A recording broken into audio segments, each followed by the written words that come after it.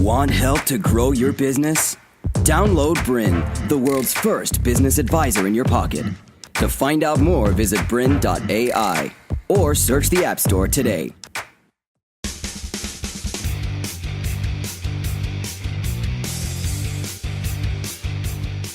Hi there and thanks for joining us. I'm Amanda Stevens and welcome to Retail Renegades, where we explore the inside stories of retail successes, disruptors and entrepreneurs who are shaking the establishment, carving new niches and challenging the traditional bricks and mortar model. Today's episode is all about the power of specialization. It's also an inspiring story of someone who took a frustrating consumer problem and turned it into a retail success story. Maxine Windram is the founder of Brava Woman, a specialist lingerie and intimates retailer she established with her mother Lynn in 2006. Today, she's going to share how she's grown it into a multi-million-dollar business. Maxine, welcome to Retail Renegades. Thanks for having me. Now, this is quite an incredible story. You are the only specialist retailer in Australia to cater for women who have a bra size, a cup size of D or higher. Tell us how this all started. Well, it probably started over 30 years ago when I was 15 and struggled to get bras. There was one bra that fit me because I had a slim frame and a fuller bust. My mum struggled as well. And then Mum and I were just talking one time and we said, imagine if there was a shop we could go into and there was a choice. We actually had a choice of bras. So then it sort of clicked. We started talking to a lot of women and every woman we spoke to either had an issue with bra fitting, especially if they had a fuller bust, or they knew somebody who did. So we did a lot of research. We spent a year doing mystery shopping. We went and got fitted. We realised that what was out there wasn't really adequate, not only the products, but sometimes the service. We spoke to a lot of women, just getting their feedback, and it kept on confirming that there was a gap in the marketplace, that women deserved a little bit more when it came to bra fitting. So a year later we opened. Yeah, because the insight really, or what you discovered from your own experience and then had it confirmed from talking to other women, is that there was such a limited range when it came to bra options for a fuller bust. Yeah, well, when I was a teenager, there was one bra in all of the department stores that fit me. It was a minimizer bra, it was embroidered, it had thick straps. It wasn't what my friends were wearing. And I'm not that big, it's just that I had a small frame and I was over a D cup. So the offering was quite minimal. And back then, you were lucky to find any products that went even beyond an E cup. And there would only be a couple in any lingerie shop or department stores. It has improved a lot now, but back then there wasn't much on offer, no. And that in itself, I'm assuming, really, I guess, created an issue, not just in terms of the product offering, but also when it came to the experience. I can't imagine that going to a department store and having one or two options made it even a comfortable experience, let alone a nice experience. No, especially as a teenager, it's pretty embarrassing anyway, getting a bra fitting. And you were made to feel quite abnormal, because you'd be told, oh, there's nothing in your size, or this is all we've got for you to wear.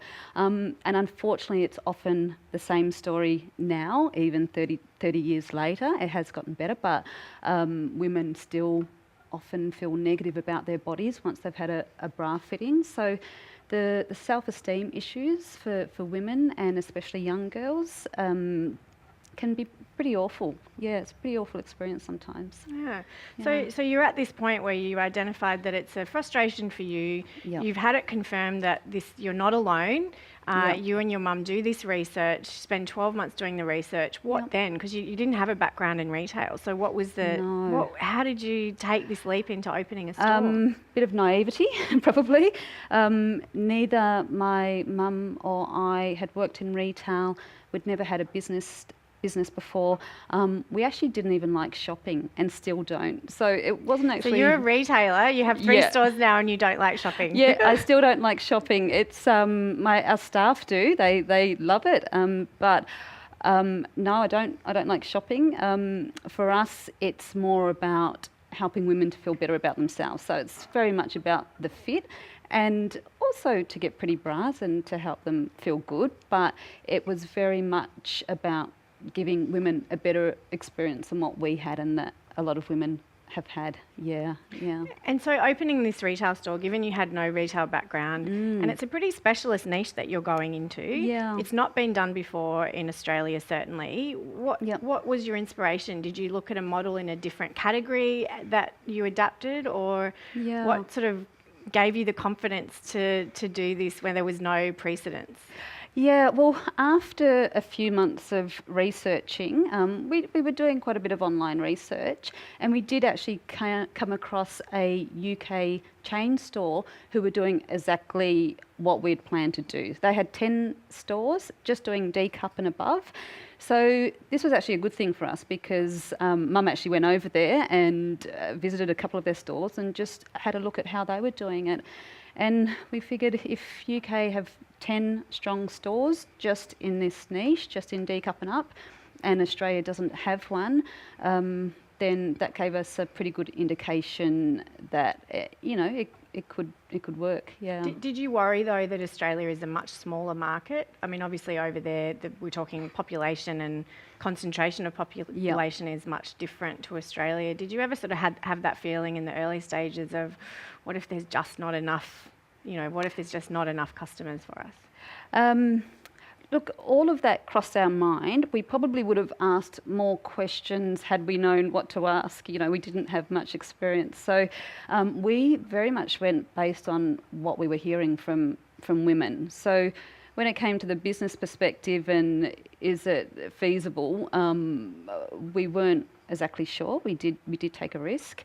And at that time, what we were finding is, although it was a niche area, D cup and up, when we spoke to people and said we're going to open this store for just women with bigger busts, we would get some strange looks like, are you sure there's a big enough market for that?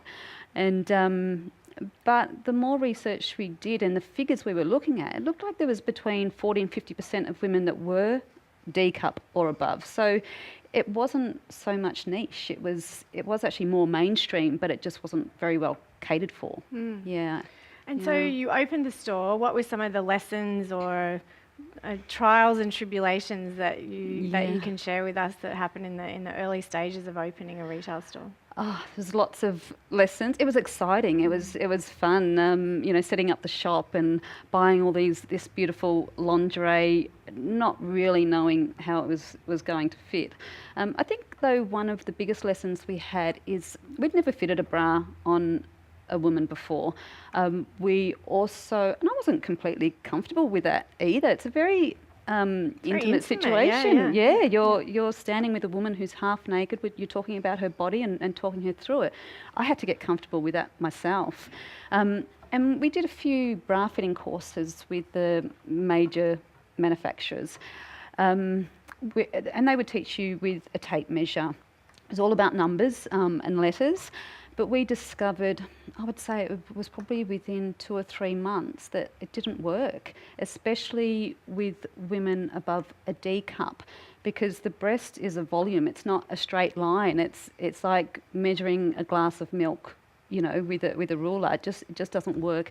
And there were so many other things that we had to think about how they felt and what they wanted and their age and the volume of their breast and their size. And there's so many. We were realising that it was more of a holistic approach that we had to take to bra fitting. So we threw away the tape measure. We just said this has been done for so many years, but it's one of the reasons why so many women are in the wrong size, because they're using this tape measure and nothing else. So we learnt that we had to have confidence in what we were seeing and hearing, even though in the media or other stores or experts or fitters that had been doing it for a lot of years were telling us, we instinctively knew that there was a better way. So that was quite a big lesson for us. And that's extraordinary, and what a brave move to to challenge the traditional ways of doing things, both in terms of the product that you're offering, Yeah. but then this age-old process of fitting a bra. Yeah. It's the way it's done because it's the way it's always been done. And you kind Yeah. of went, well, actually, no, let's find a different way. Yeah, it's interesting because women come in and say, "Oh, can you measure me?" So then we need to educate. We need to talk about how bra sizing varies so differently between products, sometimes within the same brand and within the same style. It can be slightly different depending on the colour. And we also talk about how, because we don't use a tape measure, we fit by eye. So our staff have become so experienced, they can generally look at a woman and have a pretty good idea of what bra size they are. And it's also trying to get away from the numbers and the letters, which women get a bit scared about when you tell them they're an F cup or an E cup, because that's seen as so big when it's not necessarily. It can be a bit scary too, so we try not to talk too much. To continue enjoying this presentation, download BRiN, the world's first business advisor in your pocket. To find out more, visit BRiN.ai or search the App Store today.